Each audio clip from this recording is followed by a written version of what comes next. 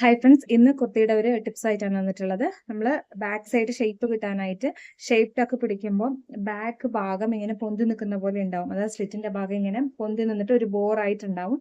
അപ്പൊ അതില്ലാതെ നമുക്ക് എങ്ങനെയാണ് ടക്ക് പിടിക്കുക എന്നുള്ളതാണ് കേട്ടോ ഇതിൽ പറയാൻ പോകുന്നത്. അപ്പൊ നമ്മൾ ടക്ക് പിടിക്കുമ്പോൾ ഷോൾഡറിന്റെ അവിടെ നിന്ന് നമ്മുടെ ബസ് പോയിന്റിന്റെ ബസ് പോയിന്റിന്റെ അത്ര എടുക്കുക. അതല്ല എന്നുണ്ടെങ്കിൽ ചുരിദാറിൽ കോമൺ ആയിട്ട് 8.5, 9, 9 ഇഞ്ച്. അപ്പോൾ ബസ് സൈസിന് അനുസരിച്ചിട്ടാണ് നമ്മൾ വെക്കുക. അപ്പൊ ഇവിടെ നമ്മൾ എത്രയാണോ വെക്കുന്നത് ആ അളവ് കണക്കാക്കി വെക്കുക. അല്ല ബസ്റ്റിന്റെ സൈസ് നിങ്ങൾക്ക് അറിയാന്നുണ്ടെങ്കിൽ അതനുസരിച്ചിട്ട് വെക്കുക കേട്ടോ. ഞാനിവിടെ ഒരു 9 ഇഞ്ചാണ് കൊടുക്കുന്നത്.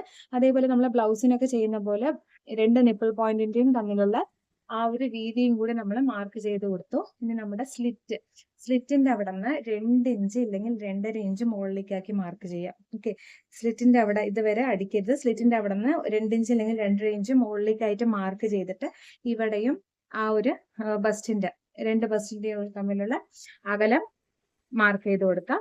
എന്നിട്ട് നമുക്ക് ഇതൊരു ലൈന് വരച്ചു കൊടുക്കാം. ഓക്കെ, ലൈന് വരയ്ക്കുക. ഇനി ഷേപ്പ് എടുക്കുമ്പോൾ ഈ 2 ലൈൻ്റെയും സെന്റർ ആക്കിയിട്ട് ഷേപ്പ് എടുക്കരുത്. നമ്മുടെ ഷേപ്പ് ലൈൻ എവിടെയാണോ ആ ഭാഗത്തായിരിക്കണം നമ്മൾ ആ ഒരു ഷേപ്പ് എടുക്കാൻ.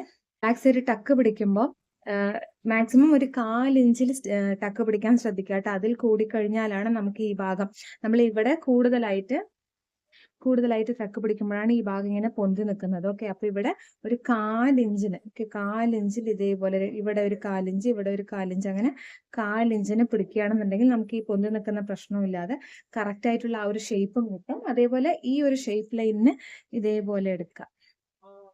ഓക്കെ, ഇവിടെ നിന്ന് ചെറുതായി കൊണ്ടുവന്നിട്ട് ഈ ഒരു ഷേപ്പ് കൊടുക്കാം.